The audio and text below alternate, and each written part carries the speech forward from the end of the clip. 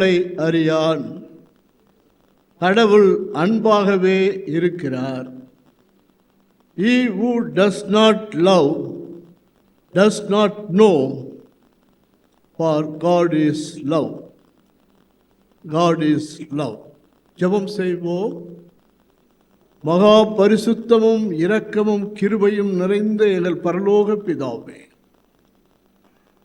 மனமகிழ்ச்சியான இந்த நாளின் பரிசுத்த வேளைக்காக, உயிர்த்தெழுந்த ஆண்டவருடைய திருநாளுக்காக உமக்கு நன்றி செலுத்துகிறோம். இப்பொழுதும் நீர் எங்களோடு இருப்பதற்காக, ஆவியானவர் எங்கள் மத்தியிலே அசைவாடி கொண்டிருப்பதற்காக நன்றி பாராட்டுகிறோம்.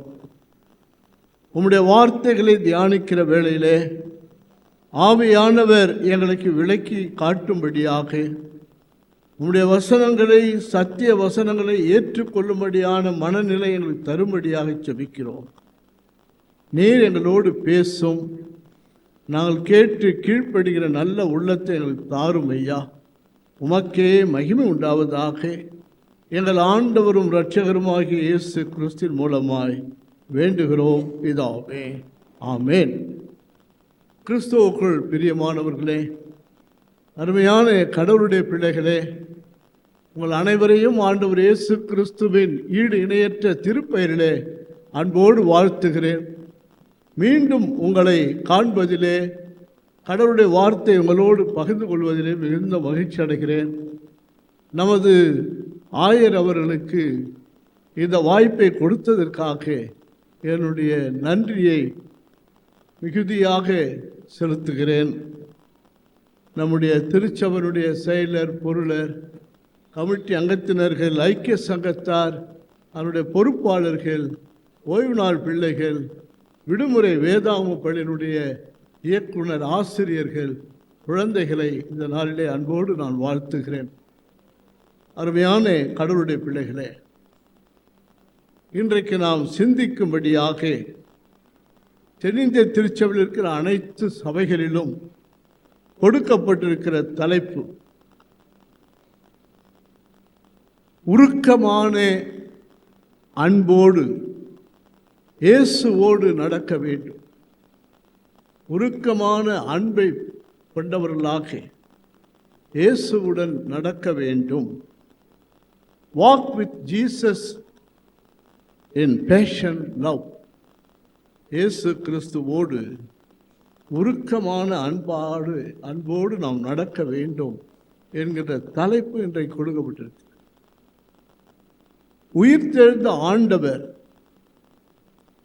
தன்னுடைய சீடர்களுக்கு தரிசனமான காட்சிகளிலே இன்றைக்கு நாம் வாசிக்கேட்ட யோவான் 21ஆம் அதிகாரம் முழுவதுமே நீங்கள் பார்ப்பீர்களானால் மிக அருமையான ஒரு உன்னதமான ஒரு பகுதி.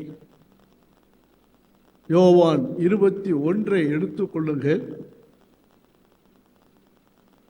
அதிலே கடவுளுடைய அன்பு எப்படிப்பட்டது, அந்த அன்பை ருசிக்கிறவர்கள் எப்படி நடந்து கொள்ள வேண்டும் என்ற சத்தியத்தை யோவான் மிக அழகாக சொல்லுகிறார், எழுதி வைத்திருக்கிறார்.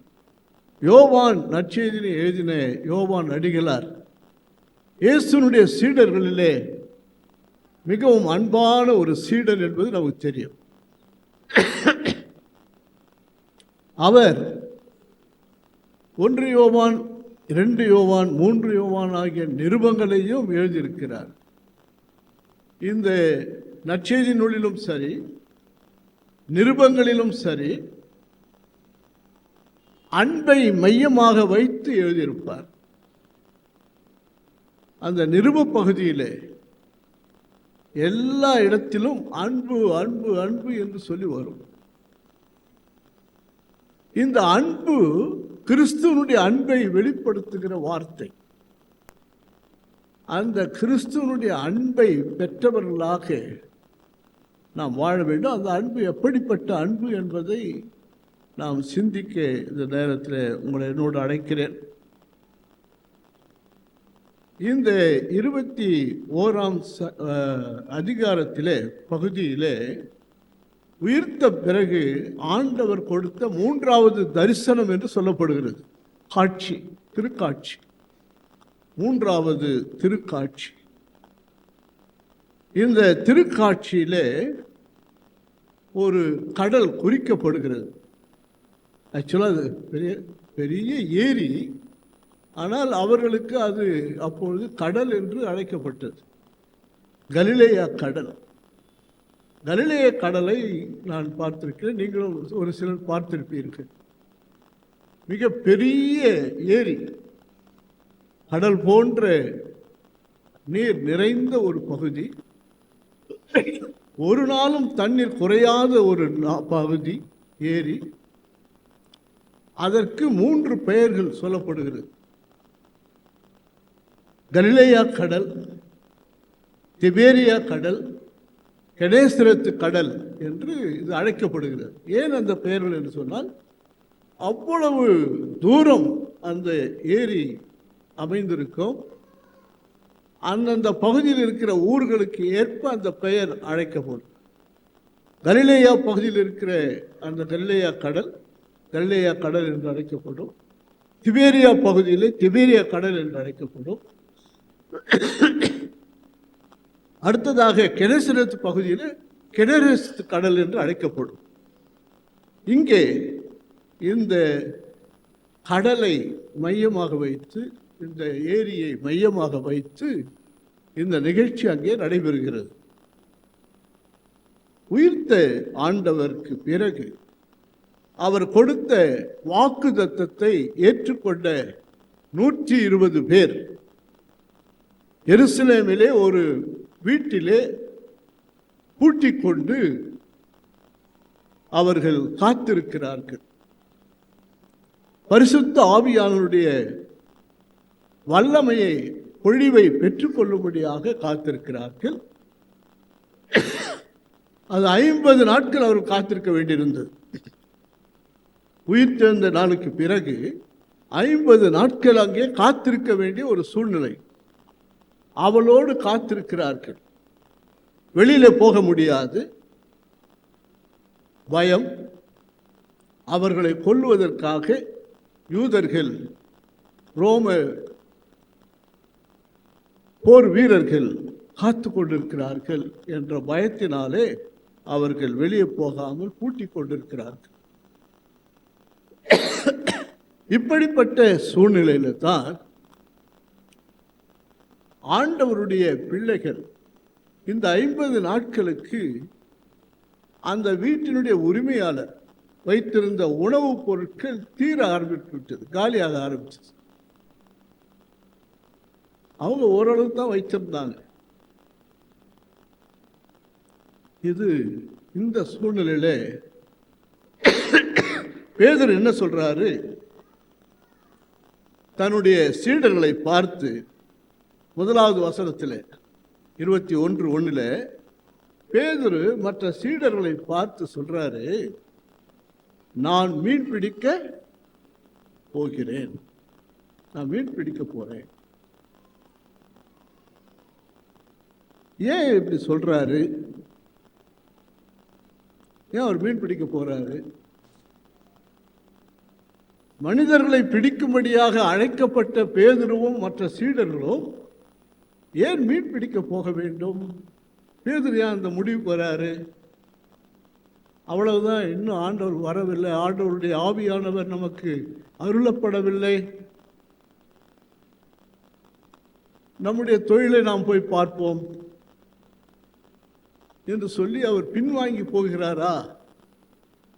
தன்னுடைய அழைப்பிலிருந்து பின்வாங்கி விட்டாரா என்று சொல்லி நாம் கேட்கிற வேளையில அப்படி அல்ல.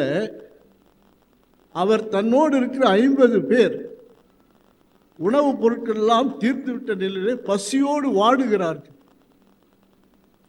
அப்படி பசியோடு வாடுகிற மக்களை பார்க்கிற பொழுது பேதுருவுக்கு தாங்க முடியவில்லை.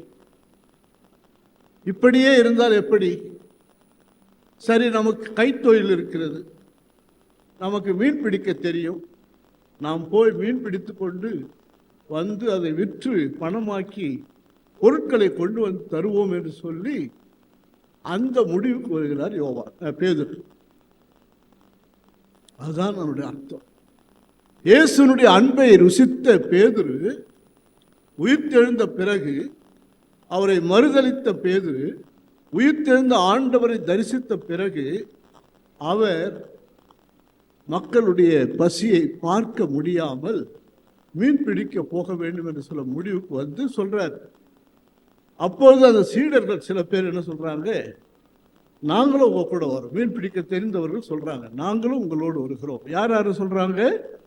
பேதுருவோடு யார் யாரு பாருங்க, பைபிள பாருங்க.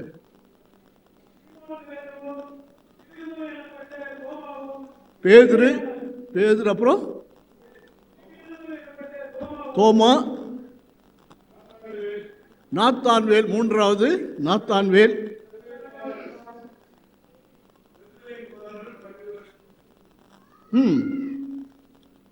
எத்தனை பேர் ஆச்சுங்க? எத்தனை பேர்? 5 பேரா? 7 பேர், மொத்தம் 7 பேர். அதில் 2 பேர் பேரை சொல்லலை. ஆண்ட்ரூ, அந்திரேயா பேரையும் பிலிப்பு பேரையும் சொல்லலை. ஆனால் அந்த 2 பேரும் அவங்க கூட போறாங்க. இப்பொழுது அவங்க அங்கே போய் மீன் பிடிக்க போகிறார்கள். அப்பொழுது நடந்த நிகழ்ச்சியின் மூலமாக கடவுள் சொல்லுகிற, ஆண்டவர் இயேசு கிறிஸ்து உணர்த்துகிற சில உண்மைகளை உங்களோடு நான் சொல்ல ஆசைப்படுகிறேன். இந்த பகுதியிலே ஆண்டவர் உணர்வளிக்கிறார். உணர்வு, பிறருடைய கஷ்டங்களை புரிந்து கொள்ளுகிற உணர்வு நமக்கு இருக்க வேண்டும். பிறருடைய பிரச்சனைகளை உணர்ந்து கொள்ளுகிற உணர்வு நமக்கு இருக்க வேண்டும்.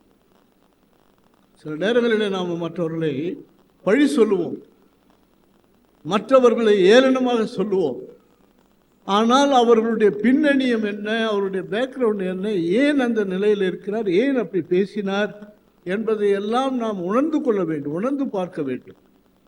நிறைய நேரங்களிலே நாம் உணர்ச்சி வசப்படுகிறவர்களாக இருக்கிறோம்.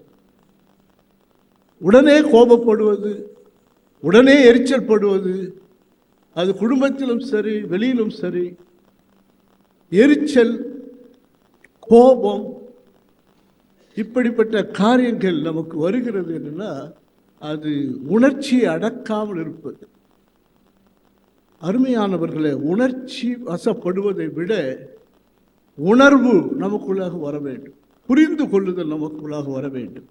ஆண்டவர் இந்த 21ஆம் அதிகாரத்தில் அவருடைய சீடர்களுக்கு புரிதலை கற்றுக் கொடுக்கிறார், புரிந்து கொள்கிறதை கற்றுக் கொடுக்கிறார், உணர்வு அளிக்கிறார்.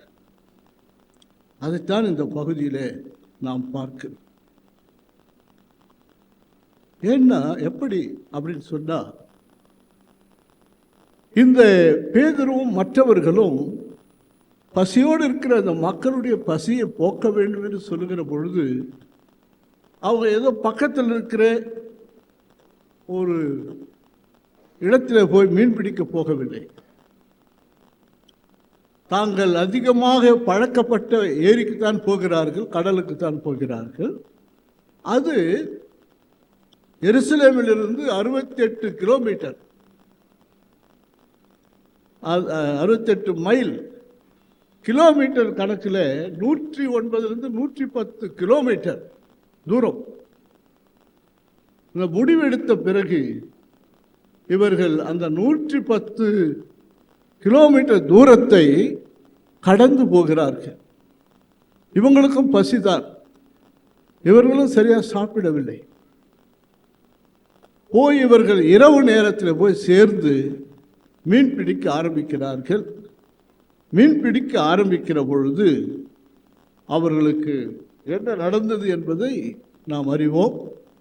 மீன் ஒன்றுமே கிடைக்கல, ஒன்றும் கிடைக்கல. இந்த 109, 110 கிலோமீட்டர் தூரம் நடப்பதற்கு அவர்களுக்கு என்ன வந்தது? பேசாமல் உட்கார்ந்துருக்கலாம், பேதுரும் வயதானவர். ஆனால் அருமையான கடவுளுடைய பிள்ளைகளே, பிறருடைய பசியை போக்க வேண்டும் என்ற உணர்ச்சி பேதுருவுக்கு மற்ற சீடர்களுக்கு வந்தது. அதனால் அவ்வளவு தூரத்தை கடந்து சென்றார்கள், அவ்வளவு தூரத்துக்கு போனார்கள். அப்படிப்பட்ட உணர்வு நமக்கு இருக்க வேண்டும். இங்கே அரிசி, பிடி அரிசியை கொண்டு வந்து நாம் வைக்கிறோம். ஏறக்குறைய ஒரு 700லேருந்து 1000 குடும்பங்கள் இருக்கிற சபையில் 700 குடும்பங்கள் நமக்கு கடவுள் உணவு கொடுத்திருக்கிறார், உணவு பொருட்களை கொடுத்திருக்கிறார். அன்றன்றுள்ள அப்பத்தை இன்று எங்களுக்கு தாரும் என்று சொல்லி நாம் ஜெபிக்கிறோம். ஆனால் ஒரு மாதத்துக்கு தேவையான ப்ரொவிஷன், மளிகை சாமான்கள் எல்லாவற்றையும் வாங்கி வைத்துக் கொள்கிறோம். பிறகு அந்த ஜபத்தை ஏறெடுப்பதற்கு நமக்கு தகுதி கிடையாது. அன்றன்று உள்ள ஆகாரத்தை எங்களுக்கு கொடுங்க அப்படின்னா, கூலி வேலை செய்கிறவர்களுக்கு தான் அந்த ஜபம். அன்னன்னைக்கு உழைச்சா தான் அவங்களுக்கு சாப்பாடு. அப்படிப்பட்ட மக்களுக்கு கொடுக்க வேண்டும் என்பதற்காக, கஷ்டத்தில் இருக்கிற மக்களுக்கு கொடுக்க வேண்டும் என்பதற்காக நாம் அரிசியை சேகரிக்கிறோம். ஒரு சில சபைகளில் இது நடக்கிறது. ஆனால் 500 குடும்பங்கள் இருக்கிற திருச்சபையில் 500 பேக்கெட் வந்திருக்கா? நாம் பெரிய பெரிய பிரசங்கத்தெல்லாம் கேட்டு பிரயோஜனம் கிடையாது. அன்பா இருங்க, கிறிஸ்துவனுடைய உருக்கமான அன்பிலே நடந்து கொள்ளுங்கள் என்ற டாபிக் பிரசங்கம் செய்துவிட்டு போய்விட்டு கேட்டுவிட்டு போனால் பிரயோஜனம் கிடையாது. நாம் என்ன செய்கிறோம்? நம்முடைய அன்பை எப்படி வெளிப்படுத்துகிறோம்? கிறிஸ்து நமக்காக மரித்தார், நமக்காக பாடுபட்டார், நம்முடைய பாவங்களுக்காக அவர் சிதைக்கப்பட்டார். இந்த அன்பை நாம் உணர்ந்து நமக்காக பாடுபட்டு நம்முடைய பாவங்களை மன்னிக்கிற இயேசுவுக்கு அவருடைய அன்பை நாம் வெளிப்படுத்த ஒரு சின்ன சின்ன காரியங்கள், இதனால் நாம் குறைந்து போக மாட்டோம். இதை நாம் கொண்டு வந்து வைக்கிறோமா என்பதை யோசித்துப்பார். சரி, முதலாவது ஆண்டவர் நமக்கு உணர்வை கொடுக்கிற உள்ளத்தை கொடுத்திருக்கிறார். இந்த உள்ளம் பரிதாபம் கொள்ள வேண்டும். கஷ்டப்படுகிற மக்களை, பசியிலே வாடுகிற மக்களை, கண்ணீரிலே இருக்கிற மக்களை, வேதனையிலே இருக்கிற மக்களை புரிந்து கொள்ள வேண்டும், அவர்களுக்கு உதவி செய்ய வேண்டும். இவ்வளவு ஆபத்தான ஒரு பயணத்தை மேற்கொண்டு போகிறார்கள். வெளியிலே போனாலே பயம். 110 கிலோமீட்டர் அவர் நடந்து போய் மீன் பிடிக்க போனது அவர்கள் கிறிஸ்துவனுடைய அன்பை வெளிப்படுத்துகிற மக்கள். இரண்டாவது, பிரியமானவர்களே, ஆண்டவர் இந்த பகுதியிலே இன்னொரு உண்மையை நமக்கு வெளிப்படுத்துகிறார். அவர் நமக்கு ஒரு புது உறவை வெளிப்படுத்துகிறார். உறவை ஆண்டவர் உறவை அளிக்கிறார். புது உறவை அளிக்கிற ஆண்டவர், உணர்வு அளிக்கிற ஆண்டவர், உறவை அளிக்கிற ஆண்டவர். ஆண்டவருடைய பிள்ளைகள், சீடர்கள் அவரோடு ஆரம்பத்தில் சேர்ந்த பொழுது அவர்களுக்கு சீடர்கள் என்று அழைக்கப்பட்டார்கள். பிறகு கொஞ்ச நாள் பொறுத்து ஆண்டவர் அவர்களை பார்த்து சொல்றாரு. யோவான் 15ஆம் அதிகாரம் 15ஆம் வசனத்திலே, யோவான் 15:15, இனி நான் உங்களை ஊழியக்காரர், வேலைக்காரன் சொல்ல மாட்டேன். You are not my servants. நீங்கள் என்னுடைய ஊழியக்காரர்கள் அல்ல, வேலைக்காரர்கள் அல்ல. ஊழியக்காரர்கள் நம்ம என்ன எடுத்துக்கிறோம்? இருங்கம்மா, ஊழியக்காரர்னா உடனே ஊழியம் பண்ணுறவங்க, அப்படி இல்லை. வேலைக்காரர்களை பற்றி சொல்கிற ஆண்டவர் அவருடைய சீடர்களை, நீங்கள், நான் எஜமான, நீங்கள் வேலைக்காரர்கள் என்று நான் சொல்ல மாட்டேன். என்னன்னு சொல்கிறேன்?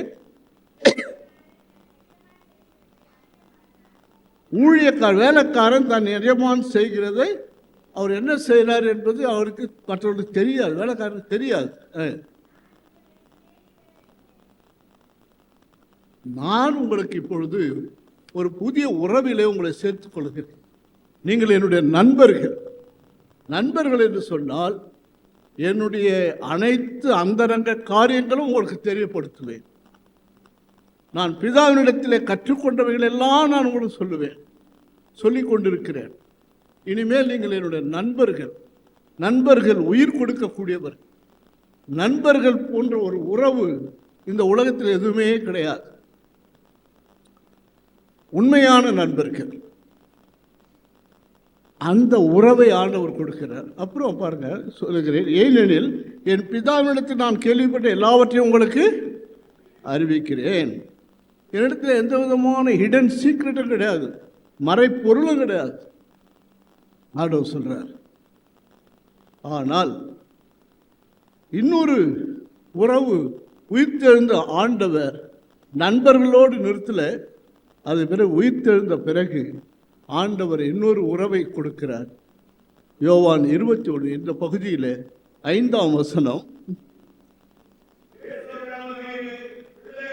இயேசு அவர்களை நோக்கி, பிள்ளைகளே, போதுங்க இருங்க, சீடர்களை பார்த்த போது, நண்பர்களாக இருந்த சீடர்களை பார்த்த போது என்ன சொல்றாரு? மை சில்ட்ரன், பிள்ளைகளே. அவர் தகப்பன், பிதாவாகிய கடவுள் என்பதை இப்போது வெளிப்படுத்துகிறார். நான் ஏதோ உங்களுடைய போதகர் அல்ல, ஏதோ நான் உங்களுடைய ரபி அல்ல, குரு அல்ல. இதுவரையிலும் நீங்கள் என்னை ஒரு குருவாக, போதகராக நினைத்தீர்கள், அல்லது என்னுடைய நண்பர்களாக நீங்கள் இருந்தீர்கள். இப்போது உயிர்த்தெழுந்த பிறகு ஆண்டவர் என்ன சொல்றாரு? நான் உங்களுடைய கடவுள், நான் உங்களுடைய கடவுள், நீங்கள் என்னுடைய பிள்ளைகள், நீங்கள் என்னுடைய பிள்ளைகள். அந்த பிள்ளைகள் என்கிற உரிமையை, உறவை ஆண்டவர் கொடுக்கிறார். நாம் எல்லோரும் கடவுளுடைய பிள்ளைகள், அப்படிப்பட்ட பாக்கியத்தை பெற்றவர்கள். அதனுடைய அர்த்தம் என்னன்னா, பிள்ளைகள் எப்படின்னு சொன்னால் வாரிசுகள். பெற்றோருக்கு உரியவைகள் அனைத்தும் பிள்ளைகளுக்கு சொந்தம்.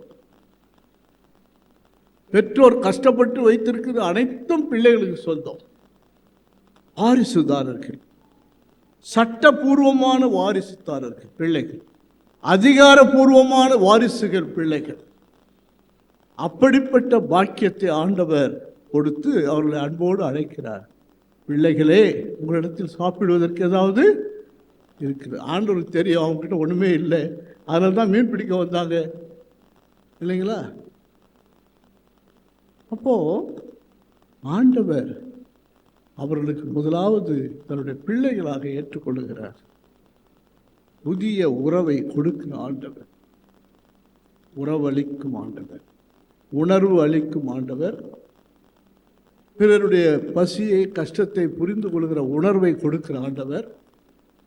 இரண்டாவது,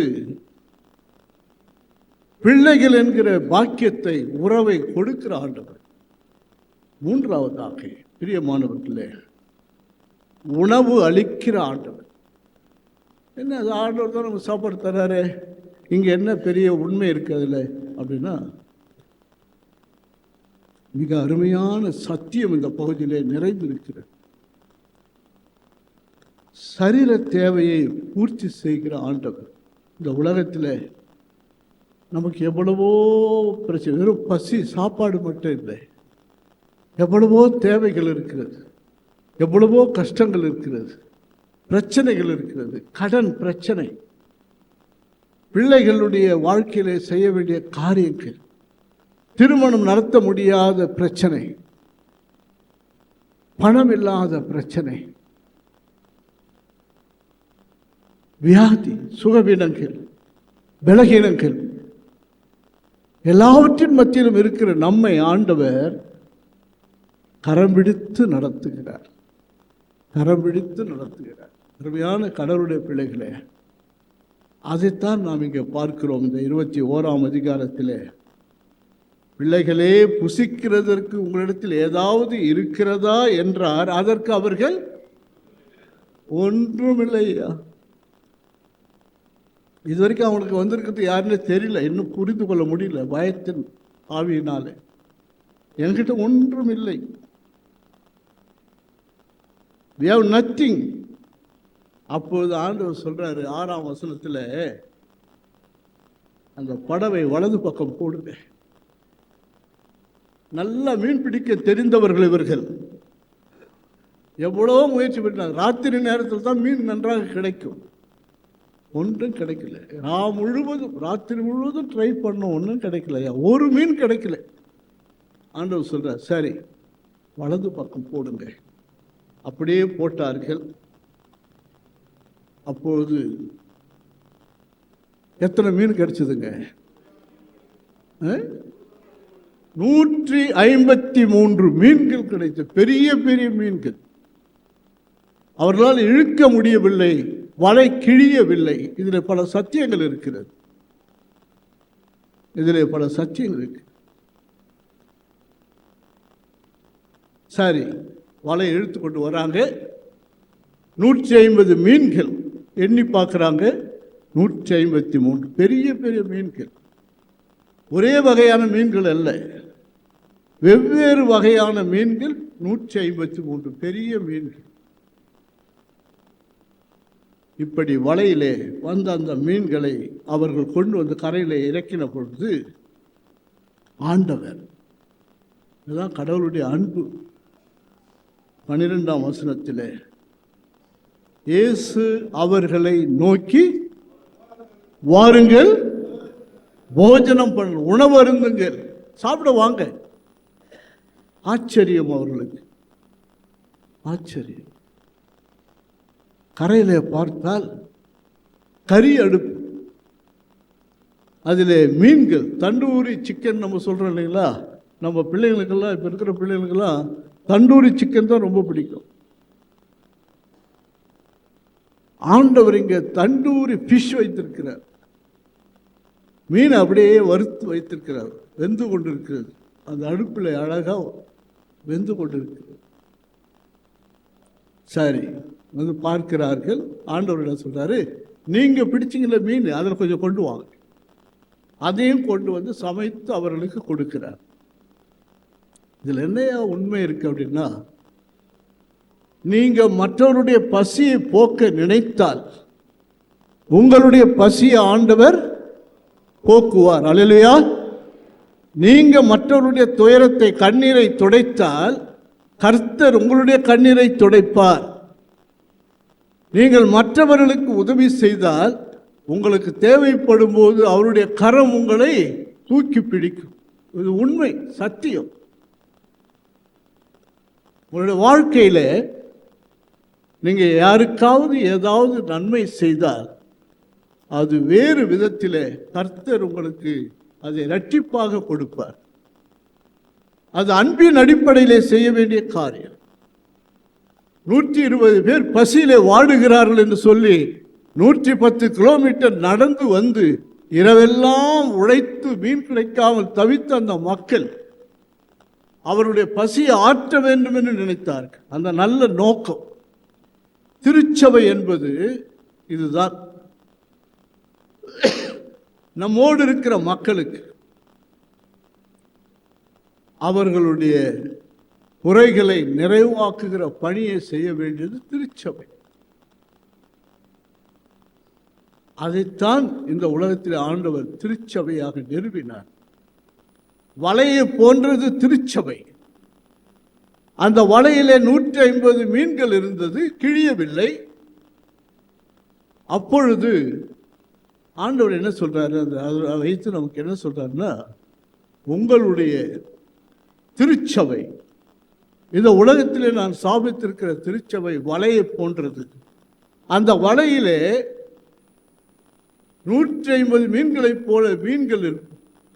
எல்லாம் ஒரே வகையான மீன்கள் அல்ல, வேறு வேறு வகையான மீன்கள்.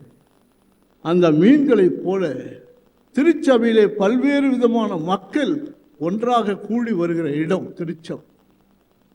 ஏற்றத்தாழ்வுகள் இல்லாமல் அங்கே சொல்லப்படுது 153 மீன்கள். அது என்னென்ன மீன் தெரியாது. அப்படி திருச்சபை இருக்க வேண்டும். ஏற்றத்தாழ்வுகள் இல்லாமல், போட்டி பொறாமைகள் இல்லாமல், ஒருவரோடு ஒருவர் சண்டை போட்டுக் கொள்ளாமல்.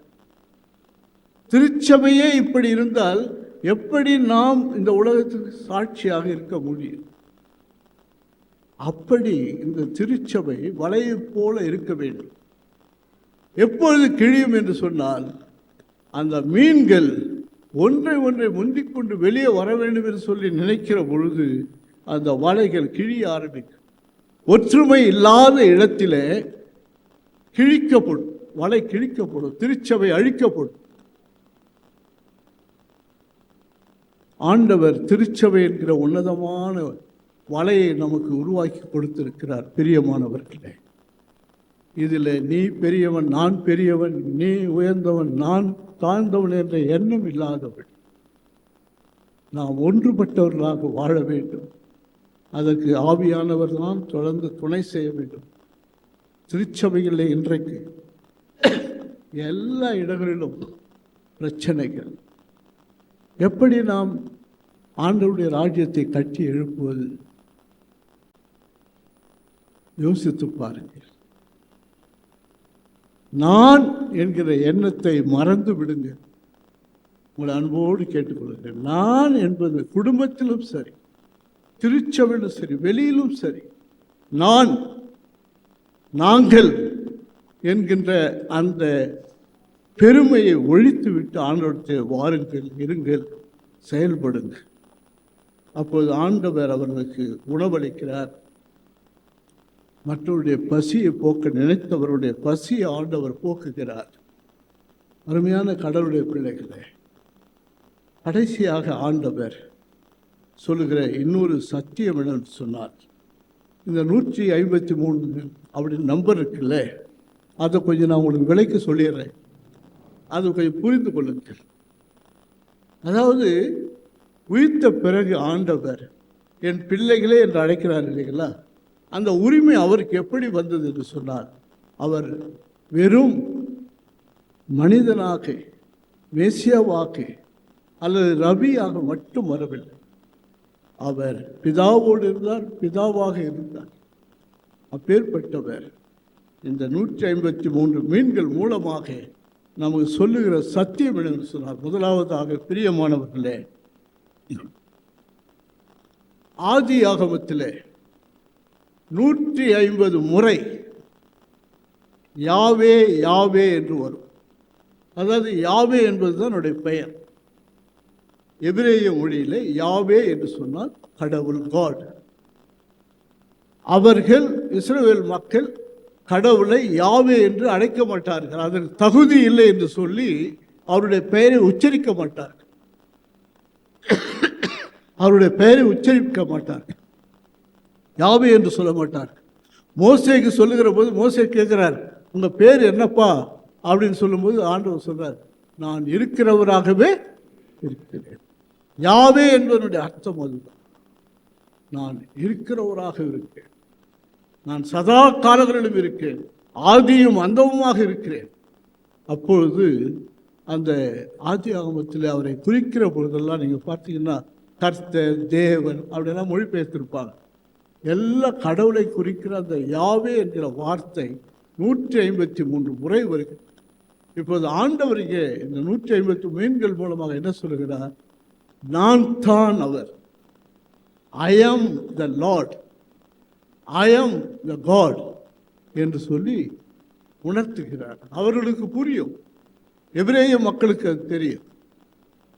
இன்னொரு உண்மை என்னன்னு சொன்னால், ஆண்டவரை, பிதாவாகிய கடவுளை, யாவே என்று சொல்லி அழைக்கப்படுகிற கடவுளை அவர்கள் ஆனி ஹேலோஹிம் என்றுதான் அழைப்பார்கள். ஆனி ஹேலோஹிம் அப்படின்னு சொன்னா ஐ ஆம் காட், நான் தான் கடவுள். அது அவருக்கு மட்டும்தான் சொந்தம். யோவான் நற்செய்தி நூலிலே அந்த நான் நான் நான் சொல்லி குறிப்பிடுவார் யோவான். நானே மெய்யான திராட்சை செடி, நானே ஜீவ அப்படி சொல்றார் பாருங்க. அந்த நான் என்பது அவருக்கு மட்டுமே உரிய வார்த்தை, கடவுளுக்கு மட்டுமே உரிய வார்த்தை. இந்த ஹேனி ஏலோகிம் என்கிற வார்த்தையில் நம்ம தமிழ், நம்முடைய பைக்கில், கார்லாம் பார்த்தீங்கன்னா தமிழ் எழுத்துக்களை எண்கள் போட்டிருப்பாங்க. ஆங்கில எண்களுக்கு பதிலாக தமிழ் எழுத்துக்களை போட்டுப்பாங்க. ஒவ்வொரு எழுத்துக்கும் ஒரு எண் உண்டு, நம்பர் உண்டு, அதுக்கு வேல்யூ உண்டு. அதே மாதிரி எபிரேய மொழியிலும் ஒவ்வொரு எழுத்துக்கும் ஒவ்வொரு வேல்யூ. உதாரணத்துக்கு சொல்கிறது, ஆனி ஏலோகிம் என்பவருடைய நம்பர்ஸ் ஏ அப்படின்னு சொல்லும்போது ஒரு நம்பர், அதுக்கு ஒரு நம்பர், அதற்கு என் ஆனி என் 50 நம்பர், அது 50வது நம்பர். அது ஐ அப்படின்னா 10, அந்த நம்பருக்கு 10. நல்லா பேனா வச்சுருந்தா நோட் பண்ணிங்க, கேட்டால் மறந்துடுவீங்க. சரி, நான் சொல்லிட்டு போயிடுறேன். ஏலோகிம் அப்படின்னு சொல்லும்போது ஈக்கு ஒரு நம்பர், எல்லுக்கு 30 நம்பர், ஓவுக்கு 6 நம்பர், ஹெச் அதுக்கு 5 நம்பர், ஐ 10 நம்பர், இம் எலோஹிம் எம் 40 நம்பர், அந்த ஹேனிக்கு 61 நம்பர், இந்த ஹேலோமிக்கு 92 நம்பர் கூட்டுத்தொகை. ரெண்டுத்தையும் கூட்டி பார்த்தீங்கன்னா 153 வரும். இது எபிரேயர்களுக்கு தெரியும், இஸ்ரவேல் மக்களுக்கு தெரியும். 150 என்று சொன்னால் ஆனி ஹேலோஹிம், ஐ ஆம் காட், கடவுள் அவர்தான் என்பதை உச்சரிக்கிற வார்த்தை. இப்படிப்பட்ட ஆண்டவர் அந்த 153 மீன்களின் மூலமாக என்ன சொல்றாரு? நான் உங்கள் கடவுள்ப்பா, நீங்கள் என்னுடைய பிள்ளைகள், ஐ ஆம் காட். உயிர்த்தெழுந்த ஆண்டவர் நம்ம சொல்லுகிற சத்தியம் இதுதான். ஐ am your God, I am your father, I am your mother, you are my children. நீங்கள் எல்லோரும் என்னுடைய பிள்ளைகள். நான் உங்களை பசியாக விடேன், உங்களுடைய நல்ல எண்ணத்தை நான் போற்றுகிறேன் என்று சொல்லி அவர் 3வது முறையாக வந்து தரிசனமாக்குகிறார். அருமையான கடவுளுடைய பிள்ளைகளை, அப்படிப்பட்ட பேதுருவை பார்த்து தான் ஆண்டவர் கேட்கிறார், 3 முறை கேட்கிறார், நீ என்னில் அன்பாய் இருக்கிறாயா, நீ என்னில் அன்பாய் இருக்கிறாயா, நீ என்னில் அன்பாய் இருக்கிறாய் அப்படின்னு கேட்கும்போது அந்த இடத்துல நாம் தமிழ் மொழியில் மொழிபெயர்த்திருக்கிறது கொஞ்சம் தவறாக மொழிபெயர்த்திருக்கிறார்கள். நீ என்னிடத்தில் அன்பாக இருக்கிறாயா, என்னிடத்தில் அன்பாக இருக்கிறாய். நீங்கள் ஆங்கில பைபிளை, இங்கிலீஷ் பைபிளை படித்து பார்த்தீங்கன்னா அங்கே என்ன சொல்கிறாரு, சொல்லப்பட்டிருக்க உண்மையான மொழிபெயர்ப்பில், சைமன் சன் ஆஃப் ஜோனா, யோனாவின் குமாரனாகிய சீமோனே, டு யூ ட்ரூலி லவ், நீ என்னை உண்மையாகவே நேசிக்கிறாயா, எப்படி நேசிக்கிறாயான்னு சொல்லி என்னன்னு கேட்குறாரு இங்கிலீஷில். To you truly love me more than these, நீ இவர்களை விட என்னை நேசிக்கிறாயான்னு, இவைகளை விட இது என்னை அதிகமாக நேசிக்கிறாயா. அது என்ன அர்த்தம் அப்படின்னா, இவைகளை விட அப்படின்னா, இப்போ உங்களுக்கு 150 மீன் கிடைச்சிருச்சு, நல்ல வலை இருக்குது, கைத்தொழில் இருக்குது, மீன் பிடிச்சா நீங்கள் நல்லா பழிச்சிட்டு போயிடலாம், கவலையே கிடையாது, கஷ்டம் கிடையாது, யாரும் உங்களை அழிக்க வரமாட்டாங்க, கொல்ல வரமாட்டாங்க. இந்த படகு இருக்கு, இவைகளை விட நீ என்னை அதிகமாக நேசிக்கிறாயா, இந்த வலையை விட, இந்த வருமானத்தை விட, இந்த படகை விட, உன்னுடைய கைத்தொழிலை நம்புகிறாயா, அதை விட நீ என்னை நேசிக்கிறாயா என்று தான் ஆண்டவர் கேட்கிறார். நீ இப்படியே போயிட்டியா, இல்லை என் கூட வரையா, முடிவு செய்.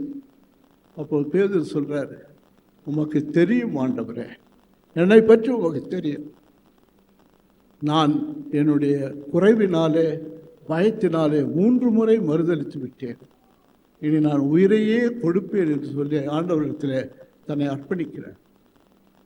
அப்பொழுதுதான் அவர் தலைக்கீழாக தொங்கவிட்டு சிலுவையிலே கொலை செய்யப்பட்டார். அப்படிப்பட்ட அன்பை அவர் வெளிப்படுத்தினார்.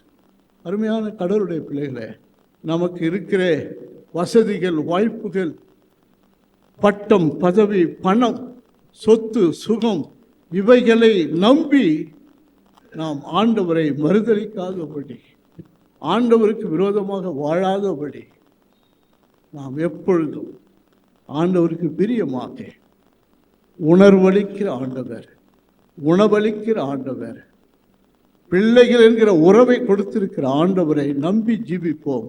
கர்த்தர் உங்களையும் உங்களுடைய குடும்பத்தையும் ஆசீர்வதிப்பாராக. ஆமென்.